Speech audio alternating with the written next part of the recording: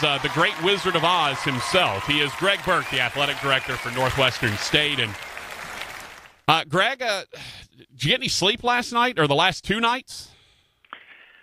Not as much as I would like. Yeah, that was one of my New Year's resolutions, was to get more sleep and be better at it. But it goes with the territory, and as something like this, as I put out in the statement yesterday, is something that really hasn't been experienced by most people. And so, with that all said, it's going to take a little more of a time investment to try to address it as well as possible. Well, I wanted to have you on for a large reason. I wanted to have you on is because I think you can kind of speak to how these sort of decisions are made, right? Because as we just had Mike DeCourcy on, and I was asking him, I said, it felt like the NCAA had in some way coordinated all of these conferences canceling their tournaments because they all happened within such a short framework of time. It was within, really 20, 30 minutes that all of these conferences that announced their cancellation.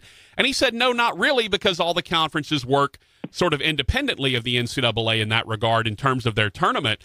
Take us inside a little bit and give us some of the inner workings of how these decisions are made, who's involved, that kind of thing. Well, I do think that it's what you said. I think it really is. It's not as orchestrated as it might appear to be. Right. Even though the dominoes appear to fall very nicely in order, it's really not scripted that way. I mean, when I was driving to Katy on Wednesday, I can't even remember if it was right before I got there, Patrick. I think it might have been, but I think I actually maybe got to the hotel at about 3 o'clock to check in, and ran by a little pregame alumni function and got an email. And that's where I got the email from Commissioner Tom Burnett that said, hey, conference call at 4:30. And, of course, at the same time I'm seeing that, I'm reading on my phone about the Power 5 conferences are going to play their conference tournament, but without fans or with a limited number of fans. And so sure enough, at 4:30 on Wednesday, the Southland ADs get on a call with Tom Burnett, who's up in New York, because Tom is on the men's Division I basketball selection committee, and then our deputy commissioner, John Williams, is in Katy running the tournament. And the decision was made at that time that, well, first of all, for that evening, you can't walk outside the Merrill Center and tell all those people to leave. Right.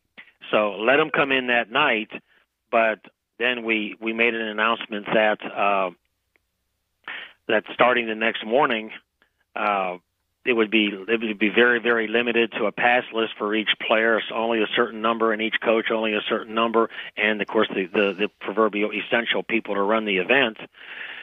And so you wake up the next morning, and we had an athletic directors meeting.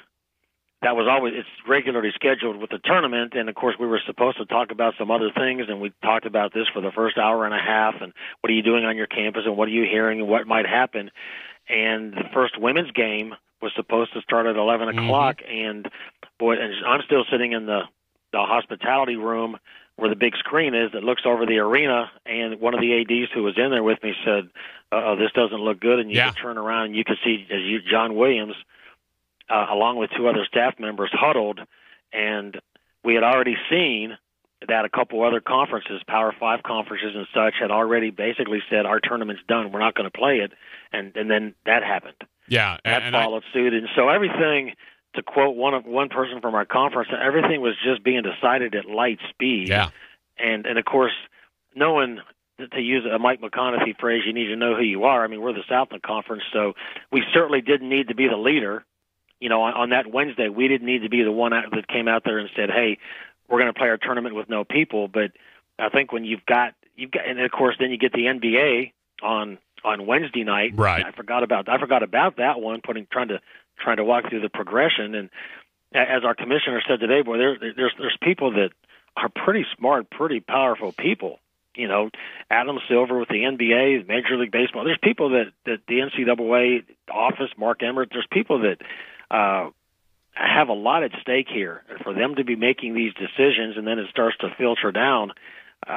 You have to have, as difficult as it is, and I know we're going to talk about this, as difficult as it is, there has to be some trust that these decisions are being made with some foundation. Yeah, and that's what I keep telling everyone that's complaining about it. I said, do you think that the NCAA canceled their biggest revenue maker of the entire year just because they felt like it, because they, they're in constant contact with the CDC. They're hearing information that leads them to say, okay, we've got to do this. We got to pull the plug on $1 billion tournament.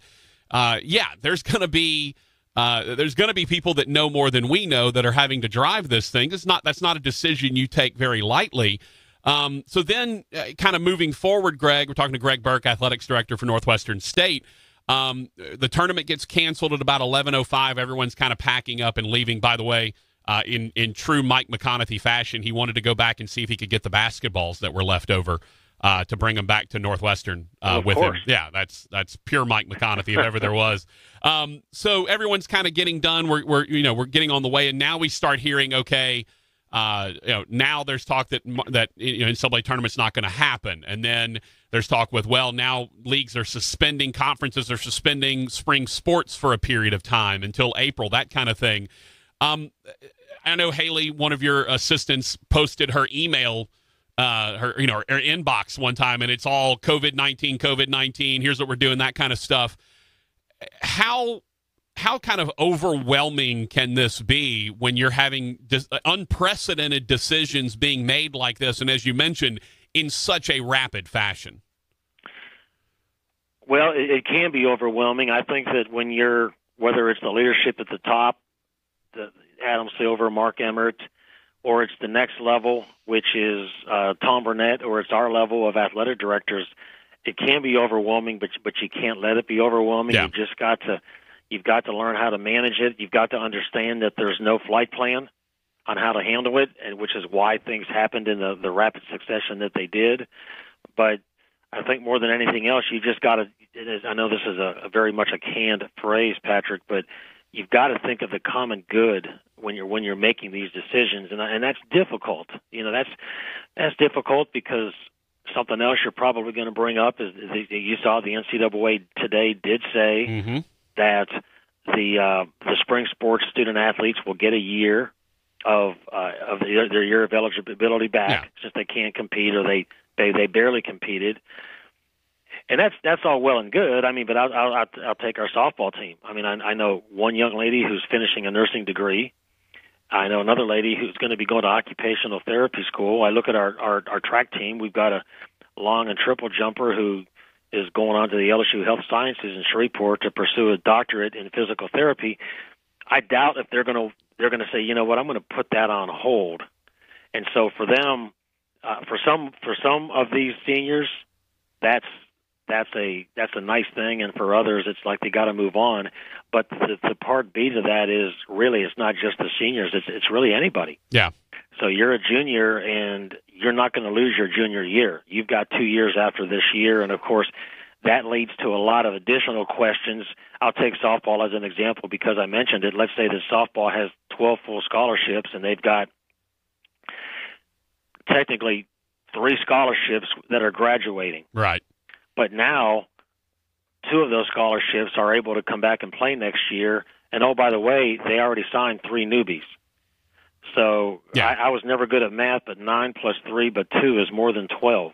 Yeah, and that's why they've said they're going to have committees that have to go back and look at it. And I've got to imagine, Greg, there's going to be exemptions, exceptions for maybe the next year or two. Roster expansion, to make those numbers work. I look at it more from at your level, just from a nuts and bolts perspective. You go from, okay, now we need 10 hotel rooms, now we need 12 hotel rooms. It doesn't seem like a big deal, but there are real world cost issues that you have to deal with, especially as it relates to travel when you start expanding rosters. So there's going to be a lot to figure out between now and next season. I'm curious, would you be for also the basketball players and the winter sports athletes being able to do this as well? I'm not sure where I stand on that, and I hate on one hand that they've missed the opportunity to play in postseason tournaments or to carry forward like our Demons would have had the chance to do on Thursday night. They have had the chance to play 4.5 months, and so I know that's going to be the con to all of that. The flip side of it is going to be where they got to play 90% of their season or more, but unfortunately they didn't get to play the championship portion. But then you also asked the question, well, what about the teams that their season was over when the last day of the regular season ended? I mean, unfortunately, there's not a real pat, smack down the middle answer for any of the questions that get asked right now. But I am, and I did a statement last night that I'm sure you saw, but I am, as much as I know the NCAA as an example, they can sometimes do things or things that people don't agree with, but I feel like they're doing a good of clicking along, and I mean, within about the last 12 to 18 hours when the whole spring sports thing got announced, the championships that they were canceling, people were talking about, gosh, this is terrible for these, and then everybody started cutting spring sports totally, or in the case of the Southland until March 30th as of right now, and people were saying it's terrible, they ought to get their year of eligibility back. Well, lo and behold, by 10 o'clock this morning, that's what had happened. Yeah. And I think that they're moving as quickly as possible. It's just that almost every scenario that comes up, you try to predict some of them, but things are coming up that there's no way you can predict them. Interestingly, you've got to deal with it on the fly. Interestingly, I've always sort of complained about the NCAA as being a leviathan, such a huge organization that moves slowly, but this shows that they do have quick reactability. And I like that. I like that the NCAA is being able to show off that they do have the ability, when needed, to react to something with immediacy and make good decisions on the fly. That's actually really good to see from someone on my end of things. Well, I agree, and of course, there are other things like the name, image, and likeness that people want more decisions on. But I would also, my opinion, there's a difference between those two. As an example, where this is an instance. The coronavirus is an instance. It's one deal, and there's some ripples to it that continue forward, but it's an isolated incident that we hope we don't ever have to deal with again. The name, image, and likeness is something that is a sustained issue, so you've got to figure out not just how it's going to be dealt with today, but how it's going to be dealt with tomorrow, next year, and next month. Yeah. But you're right. I think that they have demonstrated they can make decisions, and like I said, that's why I made a point in not because I need brownie points for the NCAA, but that's why I complimented all involved, from our president to our commissioner, because then you used the word overwhelming for us, but it's overwhelming for them too, and I think that their level of leadership, especially over the last 48 hours, has been extraordinary. All right, so take me nuts and bolts now. NSU has announced, just using y'all specifically, NSU's announced they're going to online classes. Just give us some nuts and bolts stuff on, do the kids get to stay in the dorm? What's the cafeteria situation? Or is that stuff that's still getting worked out while you figure out practices, that kind of thing? Have y'all figured that out yet, or is that stuff that's still in discussion? Well, there's some things with the university that Dr. Maggio put an email out this morning at about 10:30, and talking about the fact that the university is actually going to close Monday through Wednesday of this coming week, and then we'll go to online classes on Thursday and Friday, and then we're actually on spring break the week of the 23rd. Going to keep the dining halls open for students or student athletes that want to or need to stay here.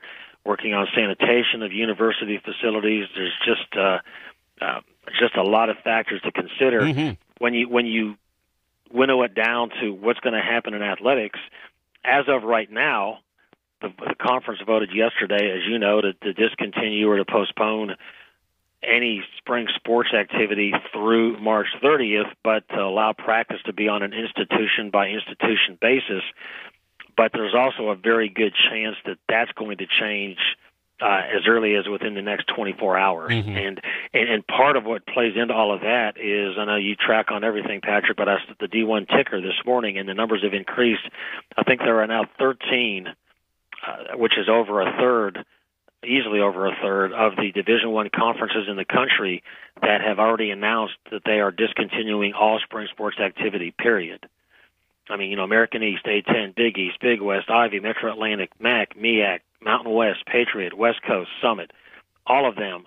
And, of course, what's interesting is the conferences that are right in our footprint, SEC, Big 12, Conference USA, SWAC, Sun Belt, and of course the Southland are not on that list right now. But I think the question begs is as just like yesterday, once the dominoes started to fall, everybody else fell in line, and is that where we're going to end up? And right now, as a conference, that decision hasn't been made. I texted you earlier and said I was on a 90-minute conference call with the athletic directors, Commissioner Burnett from New York, Deputy Commissioner Williams, some additional staff, had our legal Southland Conference aide, Beth Chapman, who used to be our associate AD for compliance, and Beth still worked with the conference on legal matters. And there's definitely something along those lines that have to be considered. I'm kind of looking at it on all my many notes here, but one thing that you've got to keep in mind is if other conferences are starting to discontinue or totally cancel athletics for the rest of the spring, what is the quote-unquote duty of care that we being the conferences that haven't done that yet? Right. And so I guess another way to put it is a reasonable duty of care.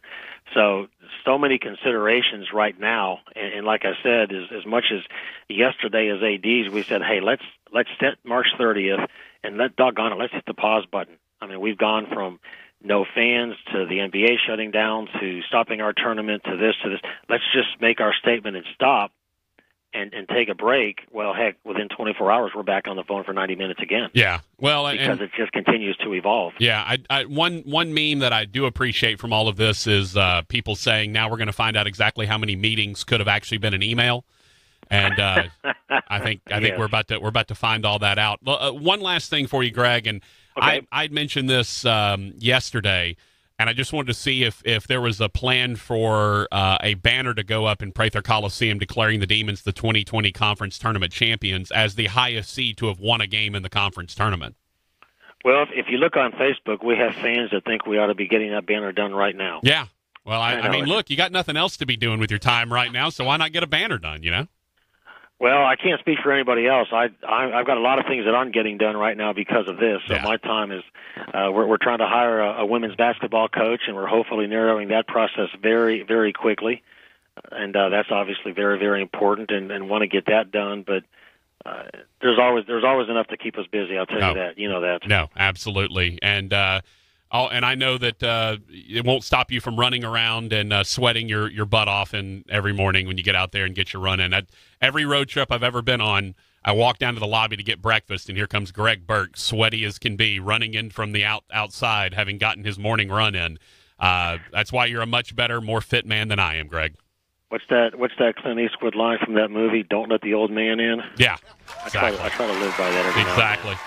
Greg, man, look, I know it's been a whirlwind of a couple of days, and obviously y'all had a lot to deal with, and we'll still have more to deal with as this goes along. But as I think you've handled everything as appropriately as you could, given the circumstances. I think you've all made the right choices, and it's good to have good leadership in place, and I certainly appreciate your leadership in this time. Well, I appreciate it, and one of the other things I was going to add real quickly is, you saw the statement that I put out yesterday, and one of our former student athletes wants some royalty on it. But as you said earlier, it's hard. People have to understand how serious this is. And Daniel Hazelwood played quarterback for us. I saw on Facebook, and he said this is important, as difficult as it is. And he was a student athlete, so he empathizes, but to do this, to cancel sporting events, to try to minimize crowds of people, right, will help flatten the curve of infection and mitigate the spread. Well, let's certainly hope it does. In a nutshell, that's it. Yeah, It's about. It goes deeper than the game, and gosh, you and I and so many other people love the games, and it's a part of our fabric and a part of our lives. But there's another level that's more important, and that's what we got to keep in mind. All right, Greg, thank you so much for your time, man. Appreciate it. Hey, thank you, and Forkham Demons. All right, that was Demon Athletic Director Greg Burke. We'll take a break. We'll come back with more of the Patrick Netherton Show right here on 1130 The Tiger.